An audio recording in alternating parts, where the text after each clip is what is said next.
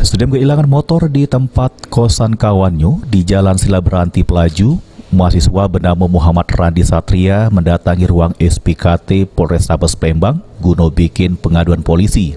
Kejadian tersebut diketahui korban sewaktu nak balik habis main dari kosan kawannya. Tiba-tiba korban terkejut pasalnya motor di depan kosan dak katik lagi.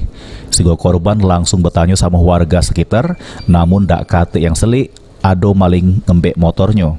Menurut keterangan korban, kalau waktu itu motornya sudah dikunci stang, namun tidak ditambah kunci pengaman. Randi Satria. Balik di mana, Bang? Di Sentosa. Sentosa. Sini ngelapor apa? Hilangan motor. Hilangnya di mana? Di Silaberanti. Cak mana itu bisa hilang? Kronologinya kan main ke tempat kawan. Ya, terus? Dari rumah sekitar jam 12, setengah 12. Terus pas nak balik itu sekitar jam 2, pas melihat motornya sudah tak katik. Sudah tak katik lagi? Iya. Motornya dikunci setang nggak? Dikunci. Digembok tak? Tidak. Tidak dikunci setang ya? Iya. Motor apa itu, Bang? Motor Mioso GT. Motor Mioso GT. Kawannya itu pagarnya terkunci tak? Tidak, pagarnya tidak dikunci. Tidak terkunci ya. CCTV tidak katik? Ada di tetangga. Ada tetangga. Cak mana di dalam CCTV? Tidak jelas, Pak. Tidak jelas.